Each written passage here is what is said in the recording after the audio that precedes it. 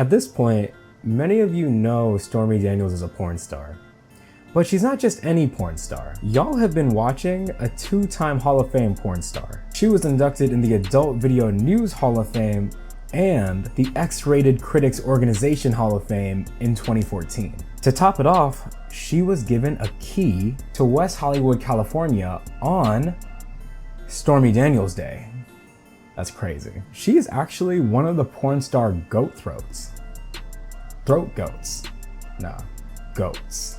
Man, that was so stupid. To top off her already stacked resume, she was one of the key players in the Trump hush money trial, which ultimately resulted in Trump being charged with 34 felonies. But what was her part?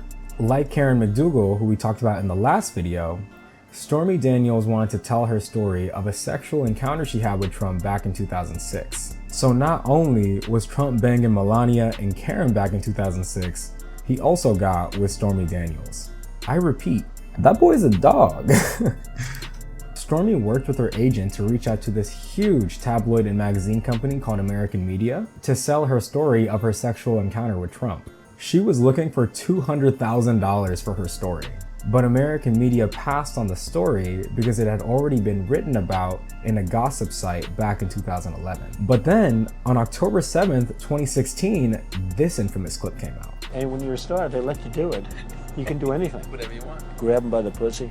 Which gave Stormy some leverage. So she reached back out to American Media and told them that she was prepared to go public with their story. She was already in preliminary talks with ABC's Good Morning America. Now, the CEO of American Media, whose name is David Pecker, had a deal with Trump where Pecker would notify Trump's lawyer, Michael Cohen, if American Media received stories from women that could tarnish Trump's political image. You know, powerful people things. When American Media heard from Stormy that she was serious about taking her story public, Pecker alerted Michael Cohen. Cohen asked American Media to buy the rights of Stormy's story. But Pecker wasn't really feeling it because American Media had already paid 2 other hush money payments totaling a slight $180,000. So Cohen and Trump realized that they had to handle the payment themselves, and within days started drafting a non-disclosure agreement with Stormy and sent it to her lawyer. Cohen also set up a company in Delaware called Essential Consultants LLC to cipher the payment to Stormy and told her to expect a $130,000 wire transfer by October 14th, but he missed the date. He was slow because the Trump Organization's CFO was trying to figure out how to send the money to Stormy without any of the payments being traced back to Donald Trump. After they missed the deadline and some time had passed, on October 25th, Stormy Daniels, for the second time, told American Media that she was prepared to go public with her story. American Media notified Cohen again, and now Cohen, crunched on time, decided to cover the payment himself instead of waiting for the Trump Organization to devise a payment plan. He took out a home equity line of credit and transferred $130,000 through his company, Essential Consultants LLC, to Stormy's lawyers on October 27th. Stormy signed the NDA the next day on October 28th. After Stormy signed the deal, I know what Cohen was thinking.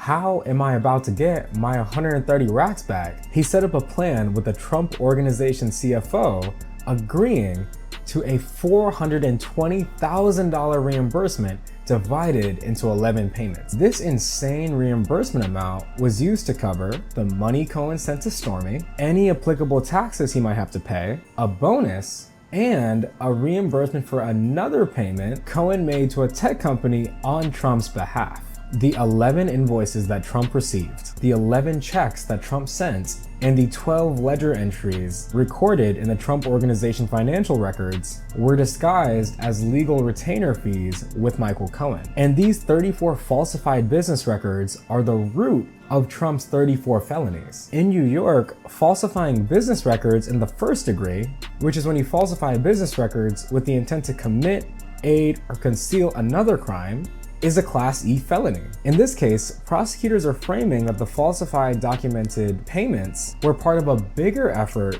to influence the election by silencing a potentially damaging story, one that could have soiled Trump's image before the 2016 election. This would be counted as a state election law crime known as conspiracy to promote or prevent election. So the falsification of 34 business records, concealing the conspiracy to promote Trump's election, is why Trump was charged the felonies, all stemming from one of the most influential porn stars of our time. Of having sex with a porn star on the night while your wife was pregnant? I mean, what are you talking about?